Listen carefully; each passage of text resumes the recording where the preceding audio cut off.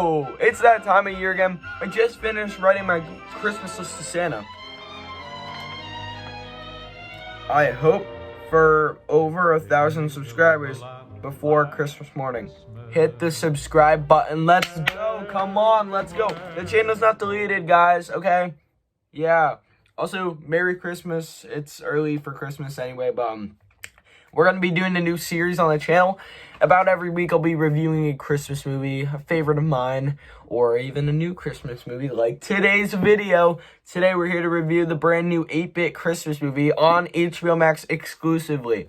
And I was actually kind of excited for this one. I wanted to check it out. And it was surprisingly good. So here is my review. So 8-bit Christmas is the brand new HBO Max film. And it's pretty decent, I would say. It has Neil Patrick Harris as Luke, and he's telling a flashback story of him growing up in the 80s and wanting the brand new Nintendo. Now, that was all the craze back then, and it still is with different consoles now. Now it's more PlayStation 5 and Xbox and all that. And back then, it was all Nintendo, Cabbage Patch Kids, all that. But this is the story about young Jake, who wants a Nintendo very badly, but his parents won't get it for him because it's sold out, and they just don't like video games. So this whole story is about him trying different schemes in trying to get this Nintendo. So honestly, I'm kind of confused, I guess. I wasn't really sure what this movie was aiming at, except from its wacky premise and multiple ideas being thrown out. But I've actually watched the movie, and it was actually pretty great. Maybe just really good. But I had a blast with this movie. I don't even know why. I just had a really good time with this kind of movie because it's a chilled out kids Christmas movie, and that's kind of my style, honestly. And I just had a lot of fun, and I'll go into some plot details. Spoiler warning, by the way. I always say that, but spoiler warning. There are two main plot-ish things, I guess, about this movie. The first one is the first scheme that Jake tries to pull.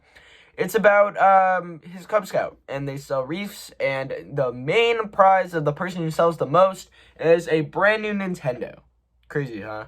And very coincidental. Now, Jake is a part of the Scouts. Also, every single kid in the town is, so that's weird. But they go around everywhere, and Jake finds out that this suck-up kid farmer that he knows is just going off. Kids going, like, to every house, even his mom. And that's crazy. Now, Jake tries to sweat, and he gets first place. Now, we find out that the prize isn't a Nintendo. Spoiler. Yeah, it's encyclopedias. Now we flash back to the night before, or I don't know, just before, and we find all these parents meeting up and saying that video games no. And this is the parents of Tommy Keene, who, if you guys watch the movie, he's the kid who had the power glove. Yeah, it's so cool. No, it really isn't. It's really lame.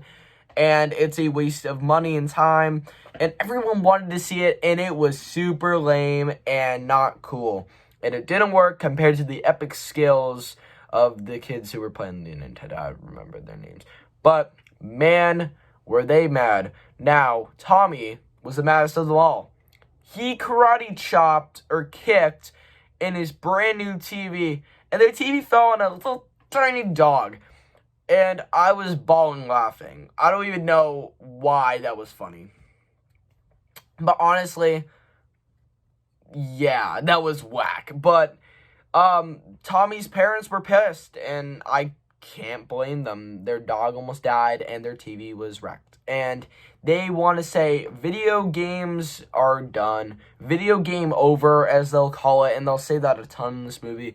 But then Jake finds these encyclopedias and finds out about the video game over, and he is absolutely pissed. He is madder than everyone, and he just starts thinking of more ways he can get one. And one of them is when the two twins, I don't really remember their names, but the two twins having a birthday, open up a pack of cards, get this really rare card with a swear word written on the base of the bat. It was that word, I think. And man, did that sell for a lot. They sold a lot of cards. They had a plan. Everyone agreed in the group. And just saying, I really like the cast of characters. Oh, the little kids are really great in their roles. And I just had a lot of fun with them. They get the plan. They're going to Chicago for a field trip right by a big mall, which I think is the Water Tower place. I'm not entirely sure. But, yeah, it happens. So, the kid Evan drinks a lot of SpaghettiOs and he throws up a lot, so that stops the bus. The bully kid... So the bully Josh takes all their money, which is actually surprisingly a lot. But they get it back because of this nerdy kid I don't remember the name of now. I think it's Connor, yeah. And Jake stands up to the bully, gets the money, and yeah, goes and gets the Nintendo. Now, we do see these two moms yelling video game over in front of the store. And then Farmer hops on the phone, calls them, messes everything up. It's super cringy and whack, but it also actually works. Now, Jake gets the Nintendo. Keep trying to say the PS4.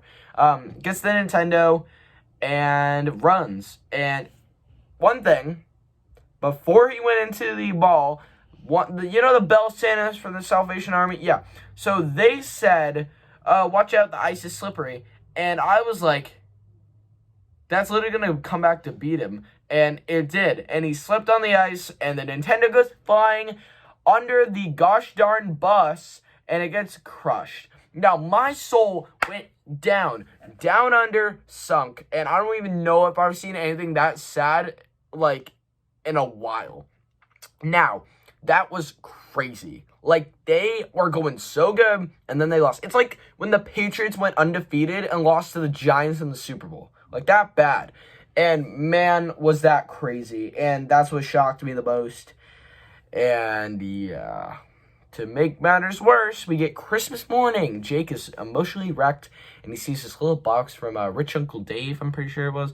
And he opens it up. It looks like a Nintendo. Oh my God, it's a Light Bright. Yeah, it's a Light Bright. And man, was that shocking. I thought it was gonna be it, but I also applaud the movie for not doing that. Switching around the formula of being like a I Want movie, and it going into the flashback and how Luke is telling this to his daughter. It's pretty interesting, and that's probably why I like this movie a good bit. And I like the ending of this movie a lot. So here's the ending, final thoughts, blah, blah. So the ending of this movie is actually pretty heartwarming and also kind of sad. The ending is we see Luke and his daughter. I don't remember the name of it, I don't think they say. But they're going into this treehouse, and we find out that the treehouse is actually built by Jake's dad. Why am I saying Luke? It's Jake. By Jake's dad, and it was very good, and it was really cool, and very nice of him, and it was pretty emotional to see that Jake's dad was no longer with them. He passed away. It was pretty sad.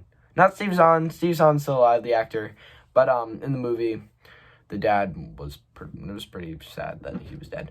But honestly, I really like this bittersweet ending, and it ends on the family just chilling out, and we found out that the Nintendo that they've been playing while Jake is telling the story wasn't actually his. He just bought it off Amazon or whatever.